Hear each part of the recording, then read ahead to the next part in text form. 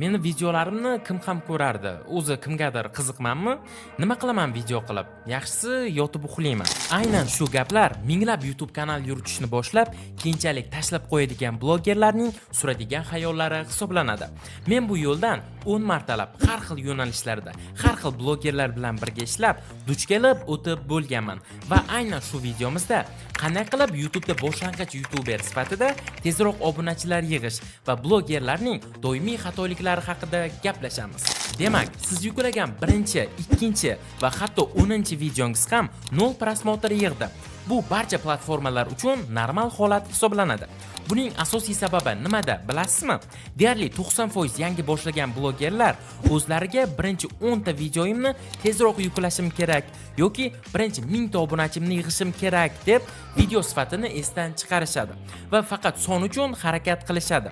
Aynan boshlang'ich YouTuberlar birinchi videolarda "Ha, bo'laveradi menga, meni hali kim ham tanirdi" degan xayolda bo'lar bo'lmas videolar tayyorlab, undan juda katta natijani kutishadi. Vaholanki sizni kimdir tanishi yoki ko'proq obunachilar va prosmotrlarga ega bo'lish uchun eng avvalo eng boshidan sifatli ishlashingiz kerak.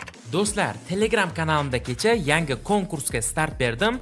Konkursda siz YouTube kanalingiz uchun narxi 300 ming so'm turadigan premium banner avatarkani yutib olishingiz mumkin. Banner avatarkalar soni 5 ta va sharti juda ham oddiy. Konkursga qatnashish uchun shunchaki 2 ta Telegram kanalimga obuna bo'lishingiz kerak. Bo'ldi. Boshqa shart yo'q. Shuning uchun hoziroq video ostidagi manzil orqali Telegram kanalimga o'ting va konkursda qatnashing. Banner avatarkani o'zim sizga tayyorlab beraman.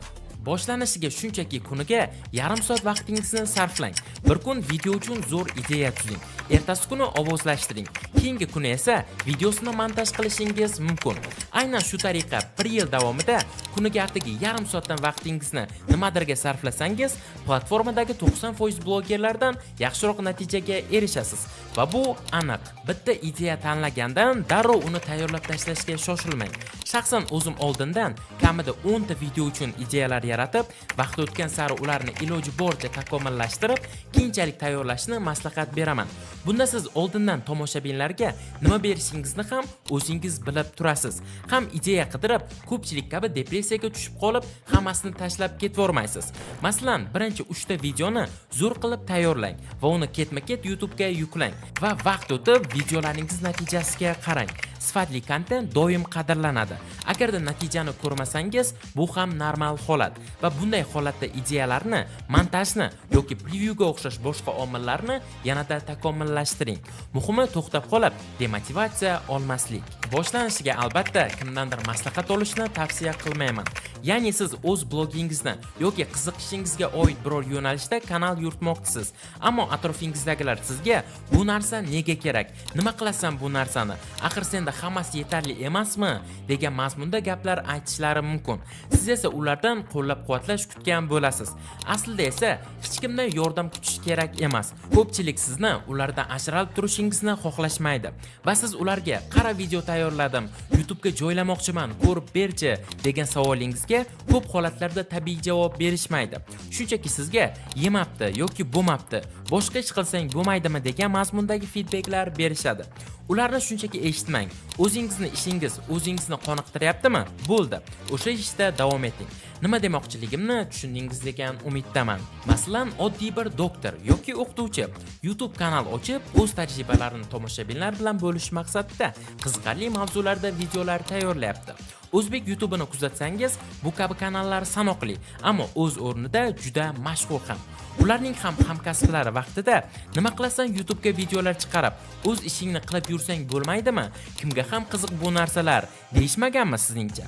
Albatta bunaqa fikrlar deyarli hammada bo'lgan. Ammo o'sha doktor va o'qituvchilarning hozirgi YouTube kanallariga qarasangiz, millionlab prosmotr va obunachilarni ko'rishingiz mumkin. Va bundan kelib chiqib, bu narsalar kimlar uchundir qiziqligini tushunib yetishingiz mumkin. Bu holat istalgan yo'nalishda, gaming, cooking, vlogging barchasida bo'lishi mumkin va bu normal holat. YouTube kanalingiz tezda natijaga erishishi uchun kanalingizni ko'rinishiga ahamiyat berishni ham unutmang. Chunki odamlar avvalo kanalingiz va videongiz ustidagi rasmni ko'rishadi, keyin esa tomosha qilishadi. Agar videongiz sifati yaxshi bo'lsa-yu, dizayni oddiy bo'lsa, ko'pchilik e'tibor ham bermasligi mumkin. Shuning uchun avvaliga kanalingiz banner avatarkasi va prevyulari professional ko'rinishda bo'lishi kerak. Shunda tomoshabinlar sizning kontentingizni jiddiy qabul qiladi. Siz yaxshi kontent tayyorlayapsizmi? Unda uni yaxshi ko'rinishda taqdim qiling. Agar YouTube dizayni bo'yicha xizmatga ehtiyojingiz bo'lsa, men sizga tayyor banner avatarka va preview dizayn xizmatlarini taklif qilaman. Bu haqida ko'proq ma'lumot olish uchun Telegramdagi YouTube do'kon kanalimga o'tib, o'zingizga mos xizmatni tanlab, buyurtma berishingiz mumkin. Siz faqat sifatli kontent tayyorlashga e'tibor qarating. Tashqi ko'rinish masalasini esa biz hal qilamiz.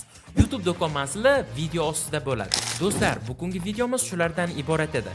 Video agarda sizga yoqqan bo'lsa, videoga like bosing va kanalimizga obuna bo'lib, savollaringizni kommentariyada yozib qoldiring. Keyingi videolarda ko'rishguncha, xayr, sog' salomat bo'ling.